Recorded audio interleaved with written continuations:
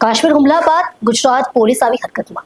ગૃહ રાજ્યમંત્રી હર્ષ સંઘવીના અધ્યક્ષસ્થાને વિડીયો કોન્ફરન્સના માધ્યમથી ગુજરાતના તમામ જિલ્લા વડા, આઈજી, ડીઆઈજી અને એસપી સાથે મીટિંગ યોજી હતી.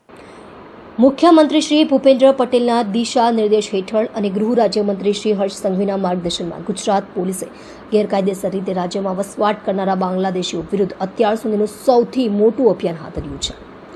આ અભિયાન અંતર્ગત એક જ રાત્રિમાં અમદાવાદ પોલીસે 890 અને સુરત પોલીસ 134 ગેરકાયદેસર બાંગ્લાદેશીઓને ઝડપી પાડ્યા છે. સુરત પોલીસ કમિશનરની કચેરી ખાતેથી આજે ગૃહ રાજ્યમંત્રી શ્રી હર્ષ સંઘવીએ રાજ્યના તમામ જિલ્લાના પોલીસ વડાઓ, રેન્જ વડા અને લો એન્ડ ઓર્ડર તેમજ આઈબીના ઉચ્ચ અધિકારીશ્રીઓ સાથે વિડીયો કોન્ફરન્સ યોજીને આ અભિયાનને વધુ સઘન બનાવવા અને બાંગ્લાદેશીઓની તમામ ગતિવિધિઓ અંગે બારીક તપાસ કરીને કડક કાર્યવાહીના નિર્દેશ આપ્યા હતા. બીજી તરફ આજે અમદાવાદ પોલીસ કમિશનર કચેરી ખાતેથી રાજ્યના પોલીસ વડા શ્રી વિકાસ સહાય પત્રકાર પરિષદ યોજી આ અભિયાનની વિસ્તૃત વિગતો આપી હતી.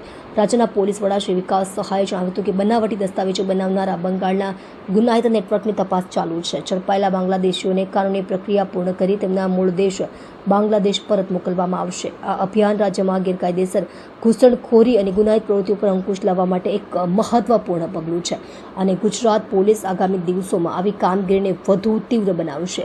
શ્રી હર્ષ સંઘવીએ ગેરકાયદેસર વસવાટ કરનારા બાંગ્લાદેશીઓને 2 દિવસમાં સ્વૈચ્છિક રીતે પોલીસ સ્ટેશનમાં સરેન્ડર થવા ચેતવણી આપી છે, નહીં તો તેમની સામે કડક કાર્યવાહી કરવામાં આવશે.